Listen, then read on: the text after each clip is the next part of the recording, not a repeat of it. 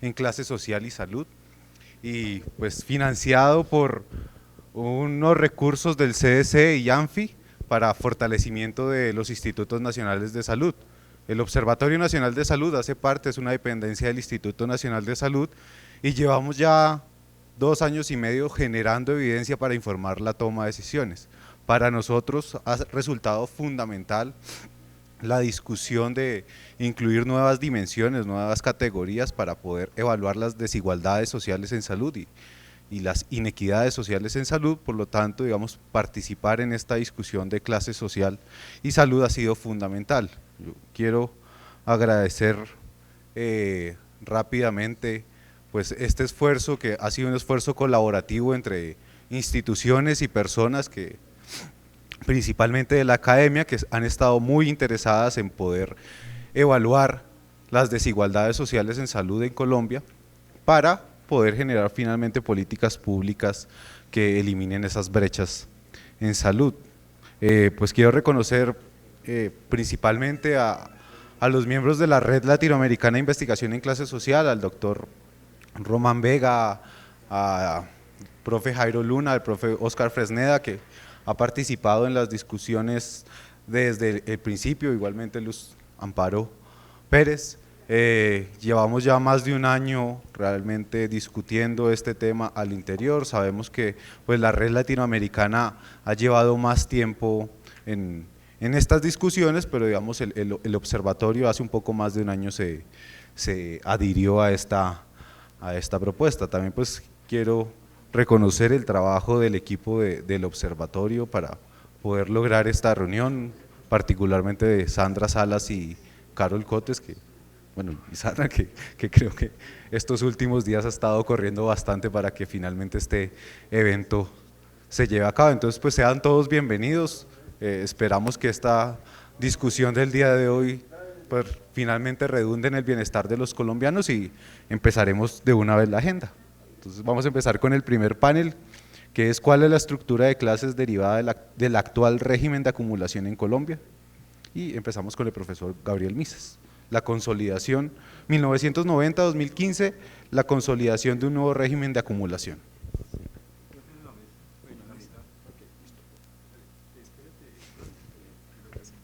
Ah, sí.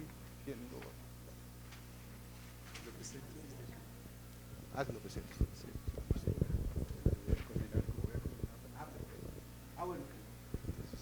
La sesión de la mañana va a ser coordinada por el profesor Román Vega. Sí, vamos a iniciar. Todavía no están todas las personas invitadas, pero tenemos tiempos limitados para los conferencistas, el profesor Gabriel Misas, que está ya aquí, el profesor Jairo Estrada, que también está, y el profesor Oscar Fresneda serán los tres panelistas iniciales. Tendremos comentarios de las presentaciones de ellos y un aporte adicional que hará el profesor Mario Hernández. Entonces vamos a iniciar con el profesor Gabriel Misas. El profesor Misas es profesor titular de la Universidad Nacional de Colombia, tiene una maestría en Economía de la Universidad Católica de Lovaina y es economista de la Universidad Nacional. Él me ha pedido que lo presente así, pero el profesor Misas es un gran investigador de la economía de este país y de la ciudad de Bogotá en particular. Sus trabajos son muy importantes, de modo que lo que vamos a escuchar de él tiene que ver con toda esa producción como investigador y como intelectual en este campo. Entonces, profesor Misas, tiene usted la palabra. ¿Será necesario el micrófono? ¿Van a grabar o qué? ¿Sí? ¿Por la grabación? Ok, muy bien.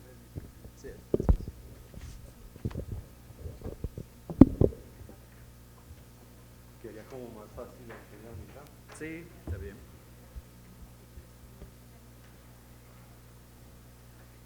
¿Va a proyectar? No va a proyectar.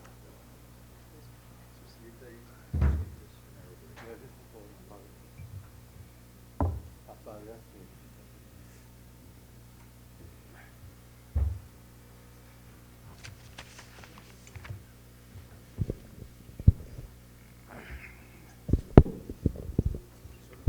Bien, yo voy a presentar un avance de la investigación que estoy llevando a cabo actualmente,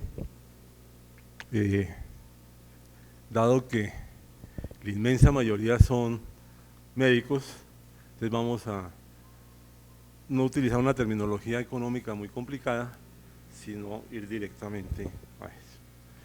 Bien.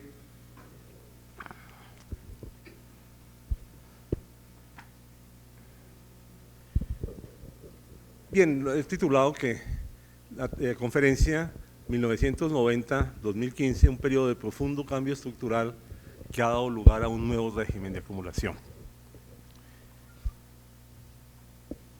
Bien, se presentó una crisis en general en América Latina a final de los años 70 del siglo pasado con el modelo de sustitución de industrialización a través de la sustitución de importaciones. Los países de la región, y por región entiendo los 6 países grandes de América Latina: México, Brasil, Argentina, Chile, Perú, Venezuela y Colombia. Los países de la región reaccionaron de manera diferente.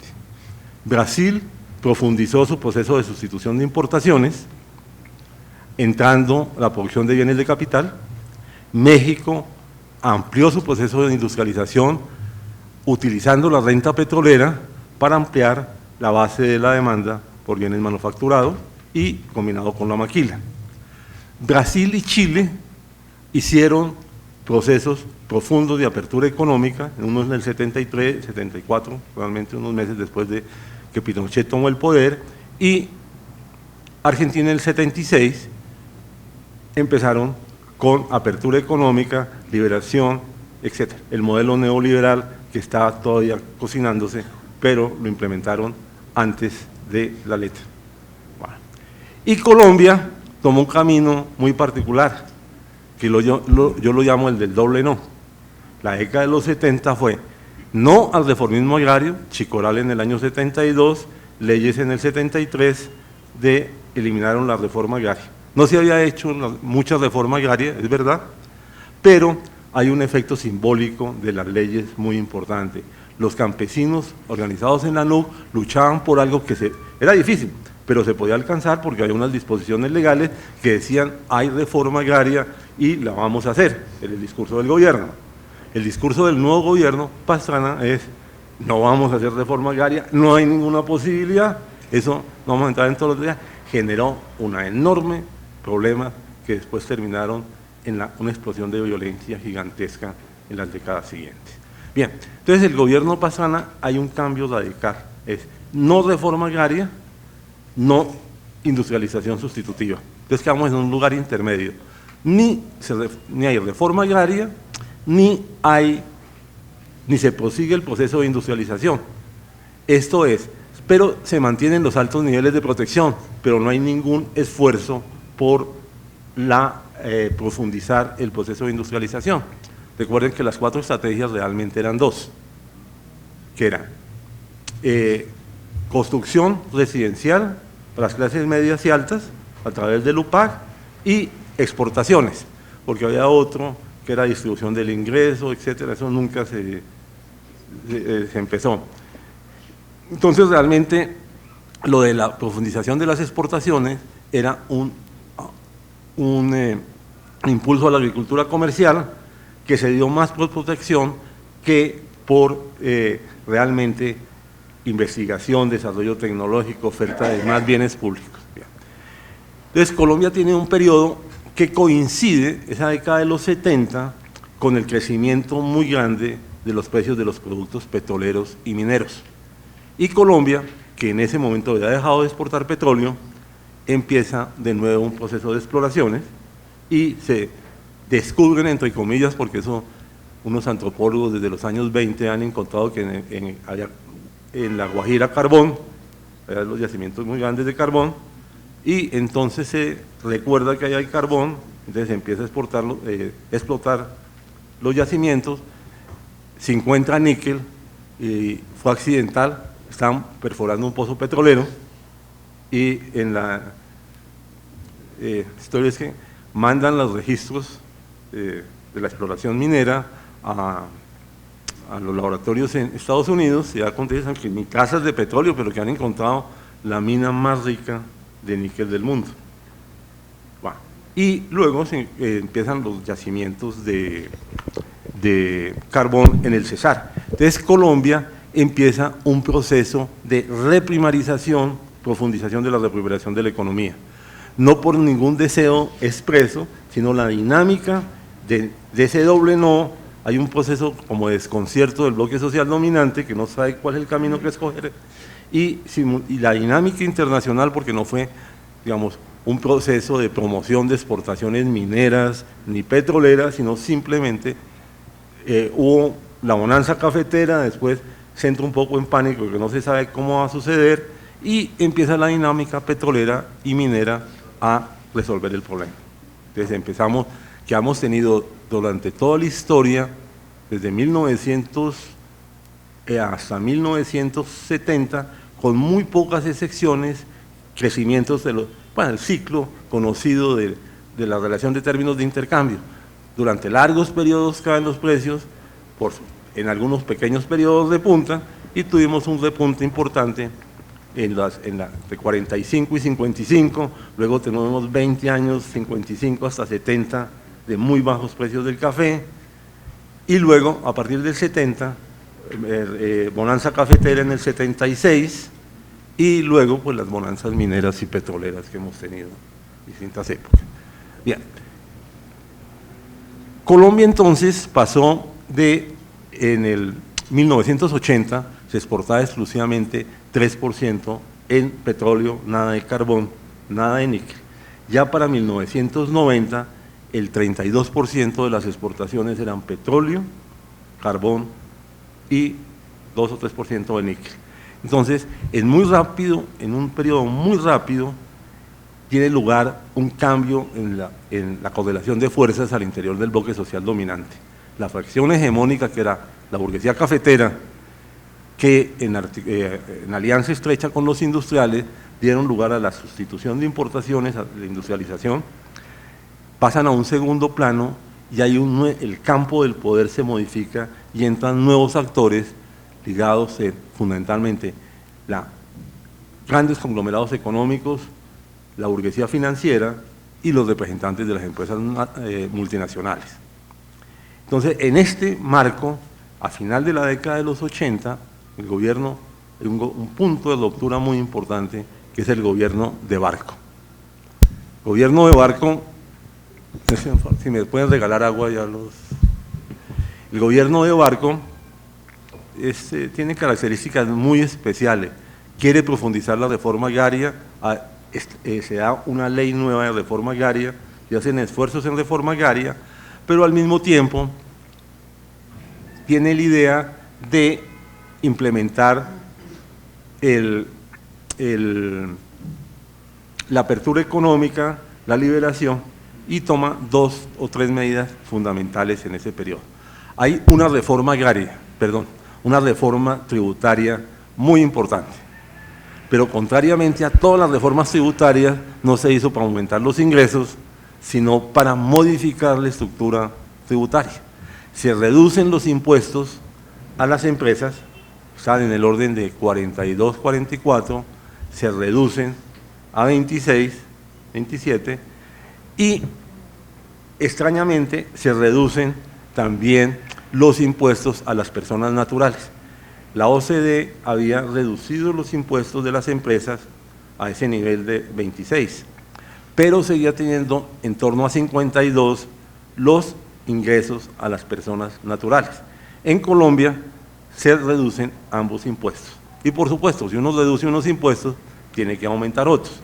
En ese momento se hablaba de que los impuestos, el nuevo discurso sabio decía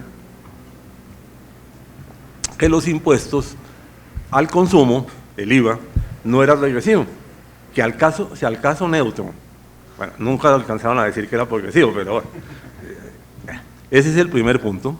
El segundo punto es cómo se había financiado el gobierno históricamente. El gobierno colombiano se había financiado históricamente vía 3 vías. Emisión del Banco de la República para prestarle plata al gobierno. emisión de títulos de suscripción obligatoria por parte del Estado, fundamentalmente las grandes empresas o el sector financiero, con tasas de interés muy reducidas, en algunos casos tasas de interés reales de cero. Y, por supuesto, los impuestos. El gobierno de Barco, en una ley, ley 9, determina que en adelante el Estado se va a financiar emitiendo títulos, que eran distintas denominaciones, ahora se llaman todos TES, títulos de tesorería, pero compitiendo en el mercado con los papeles emitidos por los privados. Entonces vamos a ver que esto es fundamental, este proceso. Aumenta terriblemente el ahorro financiero y la compra de TES por parte del sector financiero se convierte en el mejor negocio. ¿Por qué? Porque tiene altos rendimientos, costos de administración cero. Uno llama al Ministerio de Hacienda y dice: necesito 250.000 millones de TES, y los tiene. Y hay seguridad absoluta que se le pagan porque son deuda soberana. En cambio, si un banco va a prestar esa plata a industriales o al que sea, necesita un costo enorme. Tiene que evaluar los proyectos que le presentan, mirar los riesgos, calcular la probabilidad de riesgo, etc. Esto es sin riesgo. Entonces hay un cálculo fácil. Yo compro TES y esto me da. La cartera tengo. La inmensa mayoría de los TES en este momento están en manos del sector financiero. Y una muy pequeña parte en manos, como 5%, en manos del gobierno, de algunas instituciones del gobierno, excedentes de tesorería, cuando hasta los años 90, a finales de los 90, la mayoría los tenía el gobierno. Entonces, los TES se convirtieron en el eje central de lo que vamos a llamar de proceso de financiarización de la economía. Bien, entonces son dos acciones fundamentales que toma el gobierno Barco. La primera, la forma de financiar el Estado. Segundo, la estructura impositiva. De otro lado, coincide el tránsito gobierno Barco Gaviria con una constitución, una nueva constitución, que refleja una cosa muy importante, que es que el bipartidismo se rompe y a la constituyente llegan 3 bloques muy grandes: liberales, conservadores y Alianza M19, tanto que se nombra una presidencia colegiada en vista que ninguno tenía podía ser presidente fácilmente. Bien, entonces este cambio en las cimas del poder da lugar a, podríamos ver si, ¿quién le encarga esto? Una proyección, sí, de un... Una sí, la tengo ahí, por favor. ¿Quién nos ayuda?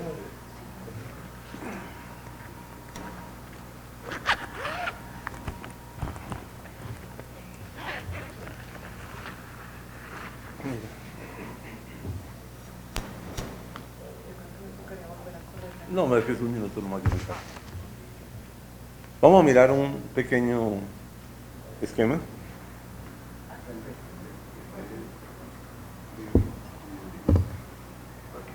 ¿Ah? ¿Listo? Es que este está hecho en Mac, entonces casi se duplica. ¿Puede decir régimen de acumulación? ¿O puede decir París? París, sí es.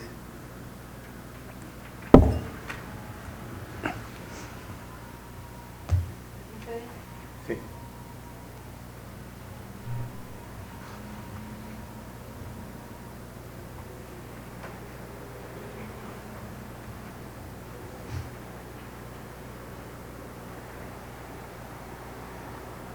Bien, entonces ahora miremos eso. Entonces vamos a mirar cuáles son los... Bien, entonces vamos a mirar cuáles son los cambios que da lugar la entrada de ese nuevo bloque social dominante, la cima de ese bloque social dominante. Entonces, en primer lugar, vamos a mirar el manejo de la moneda. Se crea, por Constitución, un Banco Central independiente, con una junta directiva muy particular que son 5 miembros de tiempo completo nombrados por el presidente. Sí, en la primera parte, en la primera página. Mira, está en francés porque lo presenté el mes de junio en París, en el Seminario de Teoría de la Regulación. Entonces, esta nueva coalición del campo del poder, donde el mundo financiero, los grandes grupos económicos y los representantes de las empresas multinacionales generan un nuevo discurso que da cambio en las formas institucionales, en los modos de regulación, que da lugar a un nuevo régimen de acumulación. Entonces vamos a mirar cuáles fueron los cambios en las formas institucionales, los cambios en el modo de regulación y finalmente las características del nuevo régimen de acumulación. Si podemos poner más adelante unas tablas que... Bien, entonces se crea un Banco Central independiente, gracias, con esas características, cuyo único objetivo era reducir la inflación, la estabilidad. Sí, ahí empezamos y luego... mientras históricamente de 1950 a 1990, los informes del gerente del Banco de la República empezaban siempre con la misma frase: en busca del crecimiento y del empleo y la estabilidad monetaria, hemos hecho esto y esto y esto. Todos los años empezaba lo mismo, porque era crecimiento, empleo y estabilidad monetaria. Ahora es simplemente estabilidad monetaria. Entonces, sacrificamos producción y empleo en función de la estabilidad monetaria. Bien. El segundo punto de la moneda es elevación de las tasas de interés. El Banco Central deja de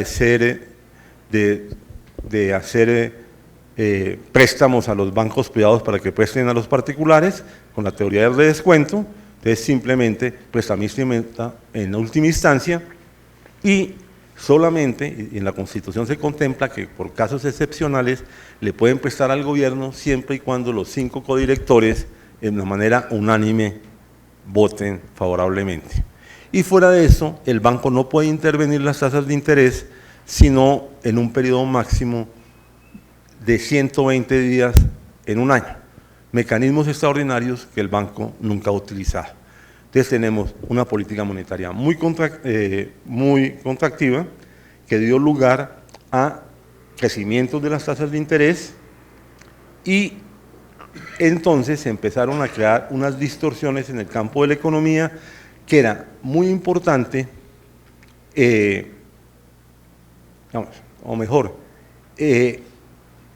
crearon condiciones para que las tasas de interés aumentaran de manera importante, de forma tal que fuera más atractivo hacer inversiones financieras que inversiones del aparato productivo. Miremos una tabla, vamos a mirar aquí qué ha pasado. Entre paréntesis, luego volvemos sobre el punto, aprovechando. El excedente bruto de explotación sobre el PIB es el efecto, digamos, la ganancia neta del capital sobre el PIB. Nosotros vemos que, y el otro es la remuneración del trabajo sobre PIB. Sumados esos dos, más impuestos sobre PIB, debe dar 100%. Esto es 33%. ¿Qué ha pasado? Brasil subió ligeramente el excedente bruto de explotación, de 33,0 a 34,4. Colombia de 29 a 33. Pero la remuneración al trabajo en Colombia bajó de 36% a 31, 5 puntos. Mientras Brasil pasó lo mantuvo, Chile lo disminuyó ligeramente.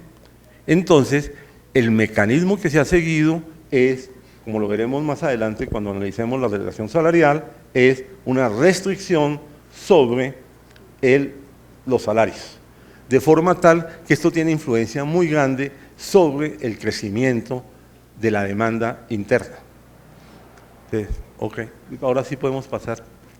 Bien, entonces se dan incentivos a tener altas tasas de rentabilidad los activos financieros con bajo riesgo, mientras la acumulación de capital fijo productivo tiende a ser muy baja e incluso a reducirse.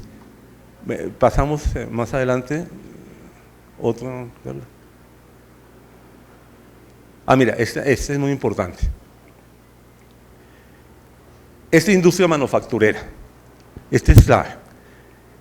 Excedente bruto de explotación sobre Producto Interno Bruto ha aumentado, el excedente bruto de explotación, de 27, 30 a 35. Algo tiene que ver esto con la represión salarial. Obviamente, si tú reprimes los salarios, claro, con un límite que al final no tiene quien demande. Bueno, bien, pero mira, pasa de 27 a 35, pero lo más importante es esto. Inversión neta sobre los activos totales en el sector manufacturero. Se pasa de 20, incluso de 27, y como se cambian las reglas del juego, baja sistemáticamente hasta menos de 2%. No estamos aumentando la capacidad productiva del país. Y esto es bien interesante, por lo siguiente. ¿La apertura fue buena o mala para el capital industrial? A ver, ¿ustedes qué pensarían? No fue muy buena. Capital industrial. ¿Por qué? Estos fondos gigantescos que tenía la industria que permitían hacer esto, los fondos de depreciación y amortización, se convirtieron en capital monetario que fue invertido en activos financieros. Eso solamente se puede descubrir cuando uno trabaja con las cuentas financieras nacionales. En Colombia nadie trabaja para las cuentas financieras nacionales, entonces no pueden descubrir eso. Entonces, en estos días Salomón Kalmanovic se preguntaba que antiguamente se hablaba que los industriales hacían parte de como el bloque social dominante, pero que les ha ido muy mal con la apertura. No, a los industriales les ha ido muy bien con la apertura, al capital industrial. ¿Por qué? Porque estos excedentes de amortización que tenían, esas ganancias que tenían que guardar para hacer inversiones, los convirtieron en capital monetario para hacer inversiones financieras. Y cuando uno mira las cuentas nacionales financieras, uno encuentra que, ahí no hablan de industriales, sino sector no financiero, es dueño de una enorme cantidad de los activos financieros que tiene el país, cuando en el año 70 o en el año 80, ellos eran, digamos, el sector no financiero no tenía grandes activos financieros. Entonces hay un cambio. Los industriales les ha ido muy bien, a la industria muy mal, que son dos cosas bastante distintas. La industria genera empleo, paga salarios, los industriales no. Entonces, los industriales se ha ido muy bien, a la industria no le ha ido bien. Al empleo le ha ido muy mal y a la remuneración peor. Por eso vemos ahí que el excedente bruto, los salarios sobre PIB disminuyen.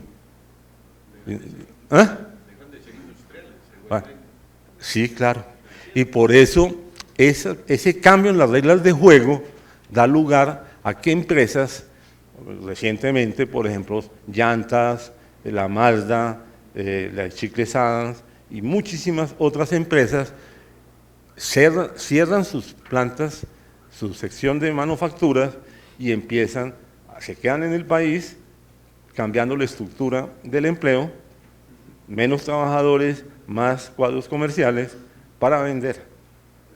Y algo que no sucedía, si uno coge la encuesta anual manufacturera de tiempo atrás, mira uno que las ventas de bienes no producidos por ellos eran 2 o 3%, que normalmente eran los desechos o las huacales donde venían los bienes, etc. Hoy día hasta el 25% en algunas ramas industriales son ventas de productos no producidos por ellos. Por ejemplo, General Motors hace carros en Colombia, pero también importa carros terminados y utiliza su enorme red de distribución, que tiene más de 200 distribuidores, vendiendo esos productos. La industria farmacéutica cierra sus plantas y importa los productos que va a vender. Entonces, hay ese proceso de que se convierten en industriales comerciantes. Hay ese cambio. Volvemos a... Entonces, en el sector de la moneda hay este proceso de financiarización. El ahorro financiero, que los datos se llevan desde 1970, crece 18 veces, mientras el PIB solamente creció 6 veces. Esto quiere decir que ha aumentado la participación del ahorro financiero. Y una parte muy importante de ese ahorro financiero es la compra de activos, bonos del Estado, títulos emitidos por el Estado.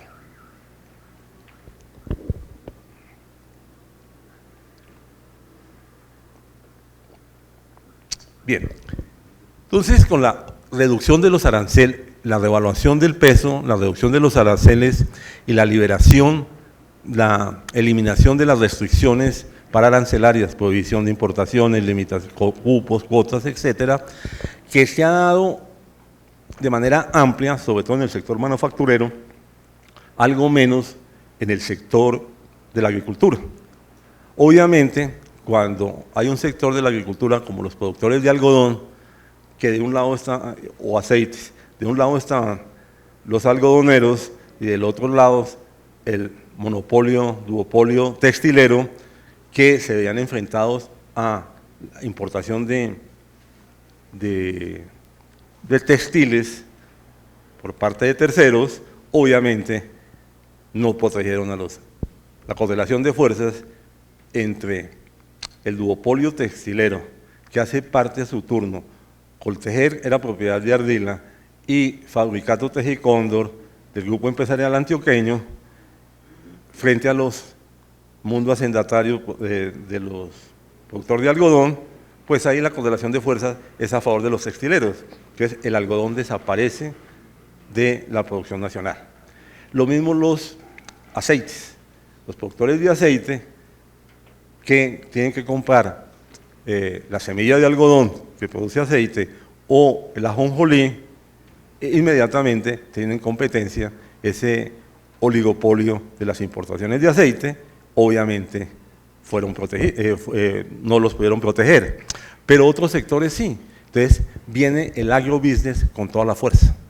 Colombia había ido a agricultura comercial y había agricultores que sembraban, muy ricos, que sembraban 2 o 3 mil hectáreas, pero empieza una modalidad nueva que es grandes capitales provenientes del comercio, la industria, las finanzas, hacer explotaciones, y hoy hay gente que explota 75 mil hectáreas de X o Y productos.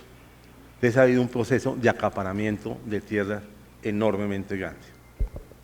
Para plantaciones tipo teca, y no vamos a entrar en esos detalles seguramente, por ejemplo, buena parte de la violencia extrema desatada en ciertas zonas del país, como en Montes de María o las Cesar, etcétera, por parte de los paramilitares tenía por objeto la apropiación de tierras. Esas masacres repetidas en un mismo sitio, etcétera, dio lugar a 6 millones de hectáreas, donde la inmensa mayoría eran cultivadas, que tenían herramientas, etcétera, como muestran los estudios, por ejemplo, de Garay, y esas tierras no desaparecieron, fueron apropiadas por empresarios. Por ejemplo, ayer o antier salió el caso de Cementos Argos, que compró varios miles de hectáreas en Montes de María, alrededor de 70.000 hectáreas en Montes de María, y de buena fe nunca supo que había habido desplazamiento, masacres. Eso era un secreto que nadie conocía. Entonces, ese grupo donde hay paramilitares, luego alianzas para poder hacer eso con funcionarios del Estado, registradores notarios, etc. Y de los pocos sitios donde ha funcionado la reforma agraria era en esa zona. Y estas tierras entregadas por el INCORA a campesinos y tierras entregadas a comunidades afrodescendientes indivisibles fueron divididas como en Higuamandó y Curvaradó. Obviamente eso se retornó, pero bajo la administración Uribe eso se presentó, donde el INCODER, Ministerio de Agricultura, financiaron, que el INCODER financió ese proceso. Entonces vemos ahí la articulación, que la violencia no es extraña a este modelo de acumulación. Bien, entonces vemos que el sector, hay un proceso de desindustrialización en el sentido que la industria, que llegó a tener 23% del PIB, hoy tiene 11 o 12% del PIB. En este periodo no se ha creado ni un solo empleo a tiempo indefinido en el sector manufacturero. Se han crecido distintas formas de relaciones salariales muy extrañas, atípicas, donde de las 100 empresas más grandes industriales, hoy día solamente Ecopetrol cuenta con ¿cómo se llama? Convención colectiva del trabajo. Los demás son acuerdos colectivos de trabajo que implican que cada negociación se parte de cero. En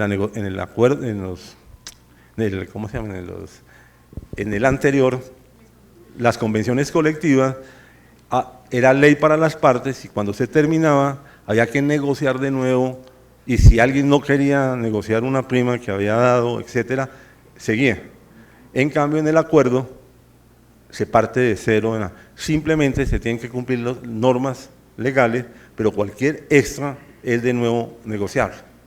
Entonces el patrón dice que no es no, porque no se puede hacer otra cosa.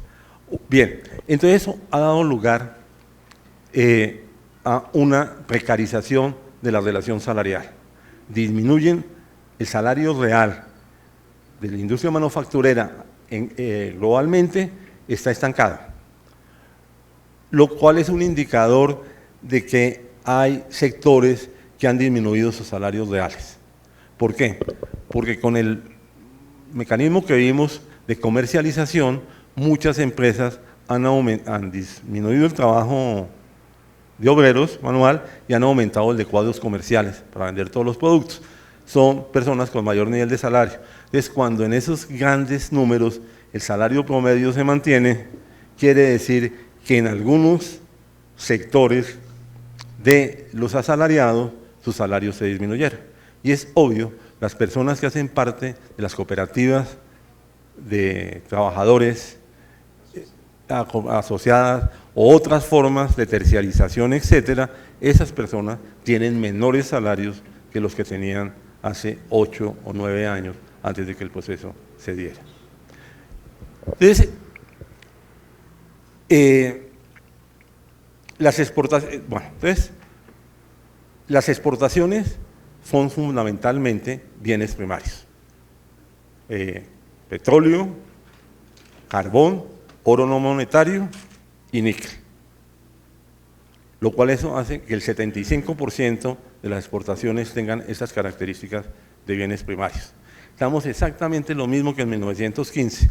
Lo único que ha cambiado es ya el café y el banano no entran en eso. Antes era café, banano y petróleo. Ahora es petróleo, carbón y oro no monetario. El café no representa más del 2%, del 2-3%, y el banano tal vez 1%. Ya han entrado otras cosas nuevas como flores. Entonces, esos son los cambios que se han presentado. Bien, entonces, miremos a ver los datos sobre formación bruta de capital. Bueno, la industria manufacturera se ha modificado. Los sectores intensivos en tecnología y intensivos en mano de obra han disminuido, que son los sectores que jalonan mayor crecimiento, empleo. Y lo que ha aumentado es el sector transformador de recursos naturales, biocombustible, refinación de petróleo, cementos, etc. Eso ha aumentado y extrañamente la industria metalmecánica ha aumentado un par de puntos. Es muy pequeño. Entonces hay un cambio en la composición. Eso no solamente en Colombia, sino en América Latina. En América Latina ese proceso se ha dado muy fuerte. La producción de bienes de capitales en Argentina y en Chile desapareció. En México prácticamente lo que hacen es maquila de bienes de capital. Y en Brasil fue duramente golpeada sin desaparecer. Y en Colombia, que era muy modesta, desapareció. Entonces tenemos una industria, en algunos casos, con alta tecnología, pero es para transformación de recursos naturales. Plantas de aceite, plantas de etanol, producción de azúcar, etc. Bien, entonces se está generando menos empleo y ahora podemos ver la formación bruta de bienes de capital.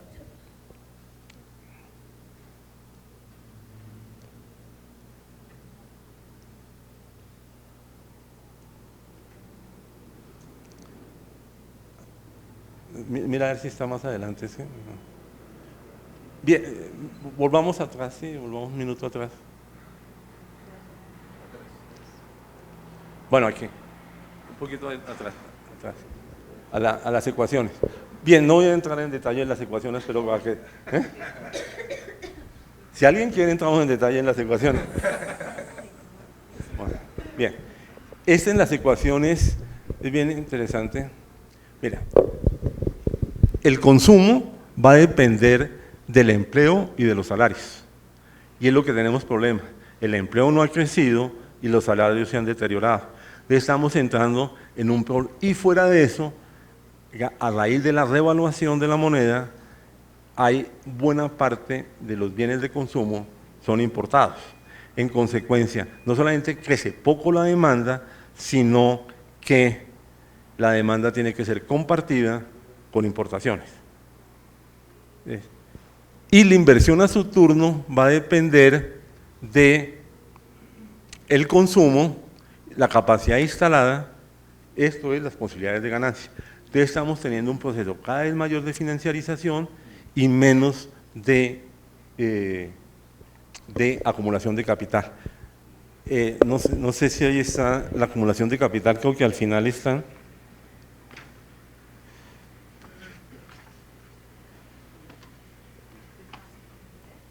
¿Ah?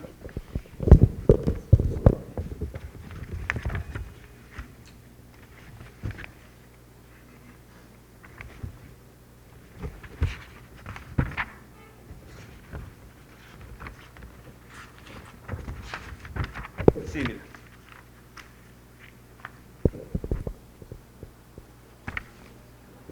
Sí, ¿lo subes un poco? ¿Subes un poquito la...? Bien, sí. Bien, primero vemos la tasa de crecimiento del PIB.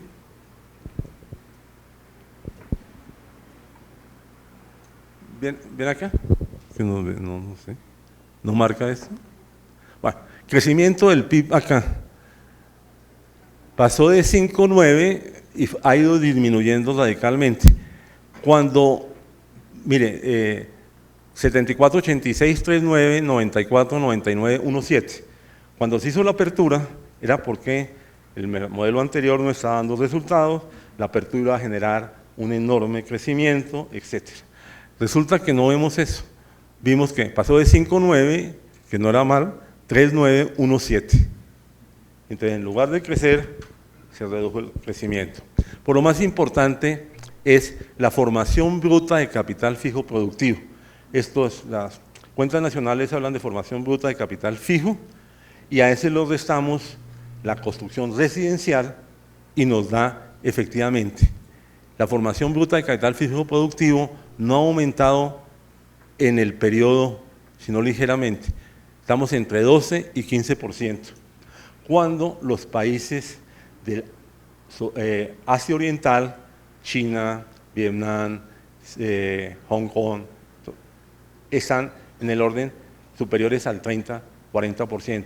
América Latina en general está mejor que Colombia, pero está también en el orden del 22-23%.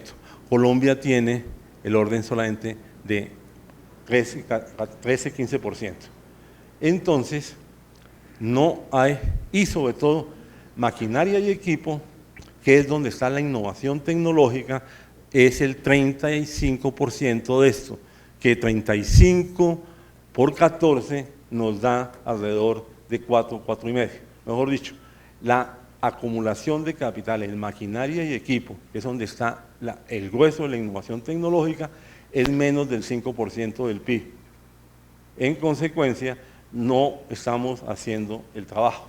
Cuando en países del sudeste asiático, que hay un proceso de crecimiento industrial, la industria cada vez aumenta su participación en el PIB y hay un proceso de profundización, la cosa es bastante diferente. Bien,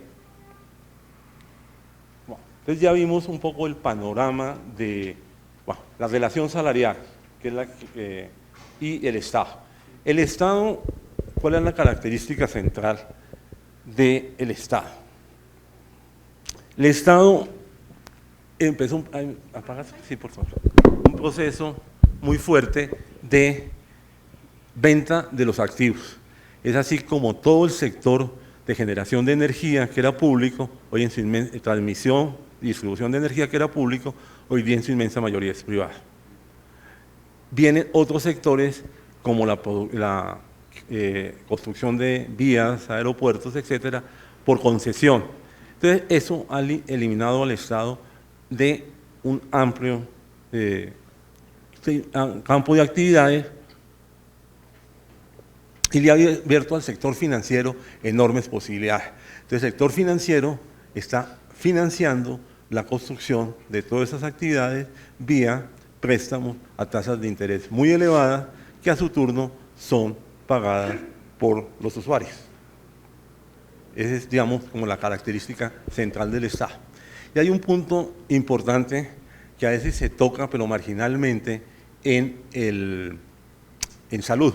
La parte más importante de la Ley 100 fue la privatización del ahorro contractual. El ahorro contractual es de una magnitud impresionante.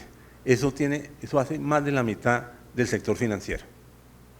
Entonces, las pensiones, manejadas por dos grupos. El 80% del ahorro contractual es manejado por Porvenir y ¿cómo se llama el otro? Empieza por Porvenir y Protección.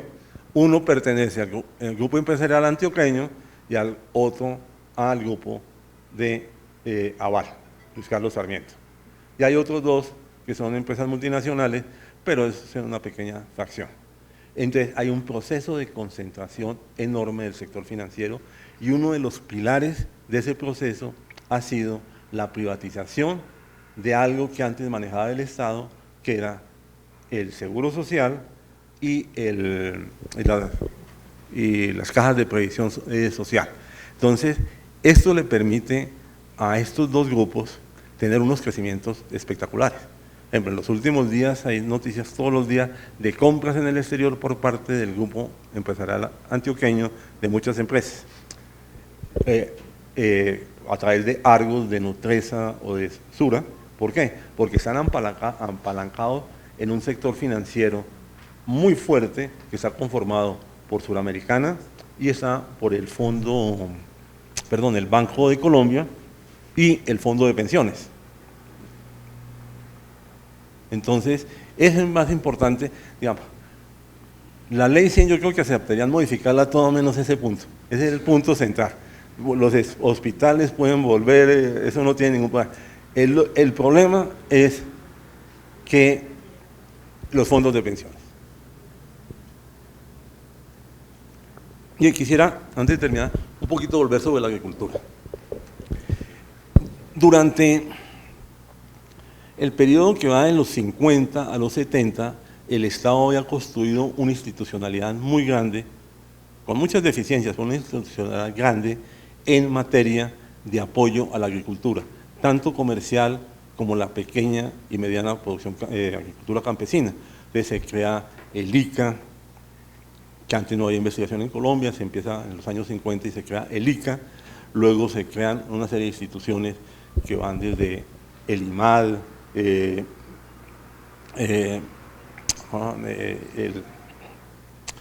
el INAC, que después se transformó en IDEMA, etc. Una serie de instituciones, el INCORA, etc. La Caja Agraria que tenía, bueno, toda esa institucionalidad se fue marchitando y en el periodo Pastrana dijo, y Uribe se acabó con todo eso. Incluso el INCODER, que tiene más de 50 funciones, la Contraloría, la Procuraduría, cuando estaba Edgardo Maya, hizo un estudio, la edición de Procuradora Agraria, hizo un estudio y le preguntaron a los directivos del INCODER cuál era lo que tenían que hacer y nadie sabía qué tenía que hacer el INCODER. Cuando se fusionaron todos esos institutos en uno solo, el comunicado de prensa de gobierno era que no se iban a proteger el retén social, que eran las madres cabezas de familia, señoras embarazadas y personas a punto de jubilarse. Y con eso se construyó un instituto encargado de enfrentar todo el problema de la agricultura. Lo que ellos querían era un instituto de bolsillo, manejado directamente por el presidente y el ministro, donde se pudieran manejar todos estos problemitas de expropiación de tierras,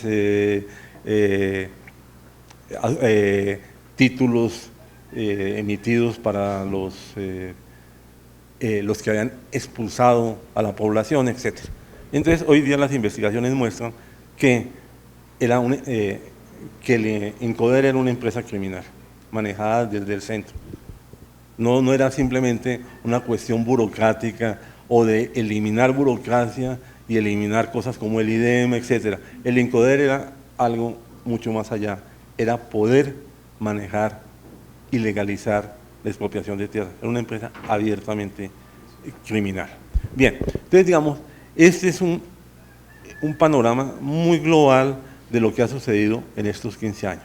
Hay un nuevo régimen de acumulación centrado en la explotación de bienes primarios y el desarrollo de nuevos servicios.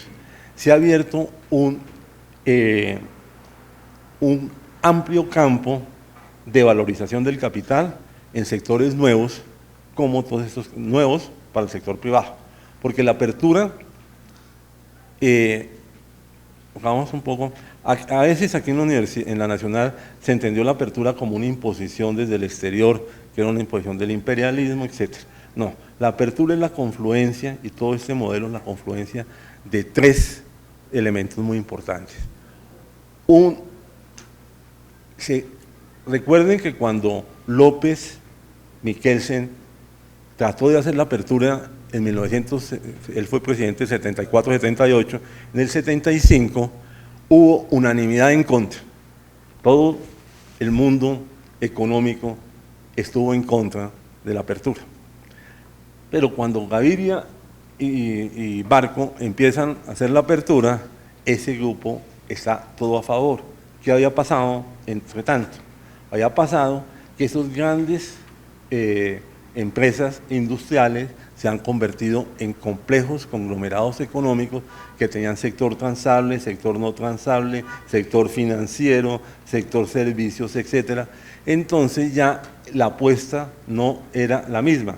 Los intereses de estos ya no eran la protección, las compras oficiales, los subsidios del Estado a través de crédito de fomento, sino entrar a mercados nuevos que eran exclusivos del Estado, pensiones, salud, energía, vías, etc.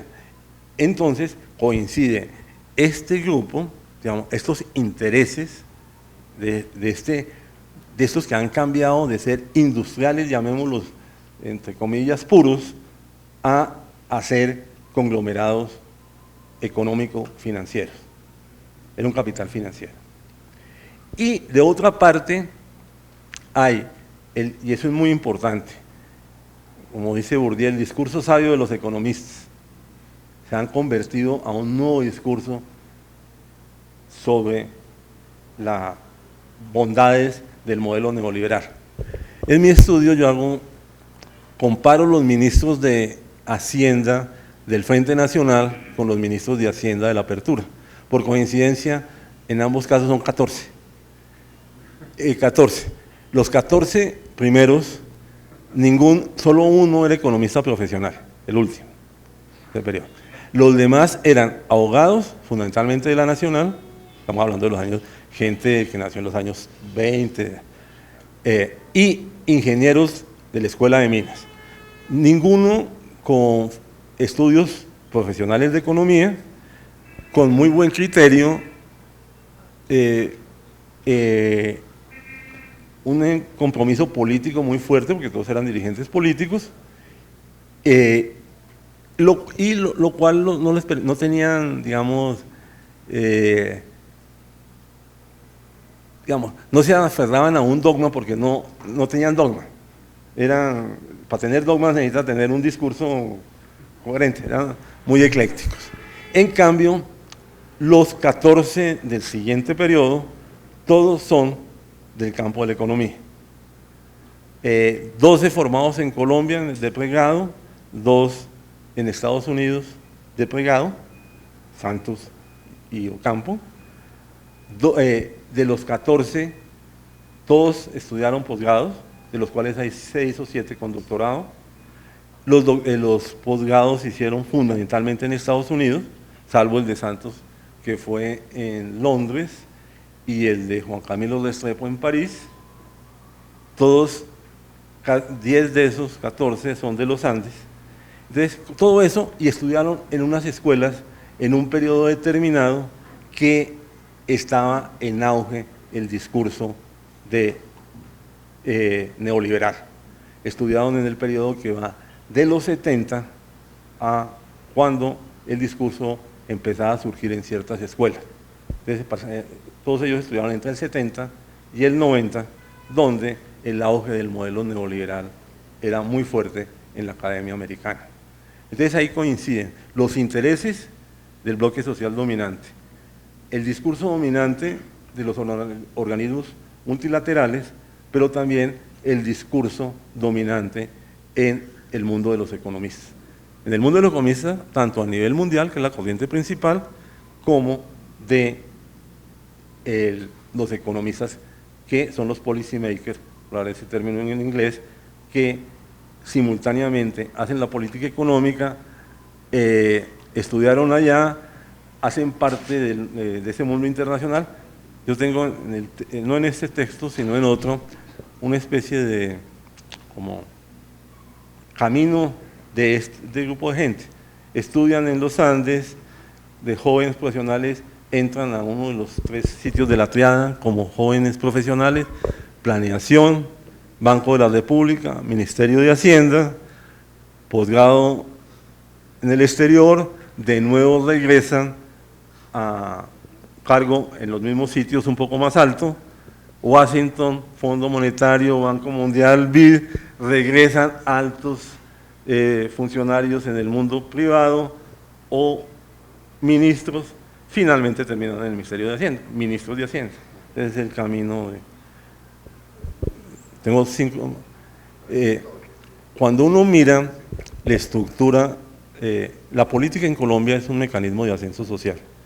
Entonces, uno mira a los ministros, últimos 20, 30 años de ministerio, uno encuentra que ya no es una élite la que llega a los ministerios, sino mucha gente de muchas partes del país, proveniente de capas medias, incluso medias bajas de población rural, llegan a ser ministros, salvo que el Ministerio de Hacienda es distinto. El Ministerio de Hacienda siempre está ligado a que son hijos herederos de, entonces, Ministerio de Hacienda, Planeación Nacional y Banco de la República, donde está el poder, se mantiene en ese sentido. Entonces, hay un proceso de apertura gigantesca en el campo político a toda gente de todas las capas sociales, menos en estos sitios.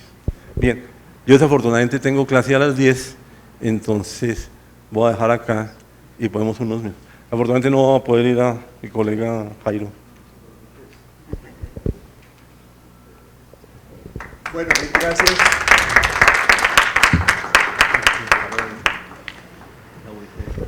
Bien, gracias al profesor Gabriel Misas. Realmente no hay tiempo para preguntas. Teníamos diseñado hacer preguntas luego de la intervención de cada conferencista. Sin embargo, no hay tiempo para el profesor Misas. Creo que el texto sí lo podemos tener. No, lo pueden tener en español, con mucho gusto lo puedo Sí. dar, pero está USB. Ok. Está en francés.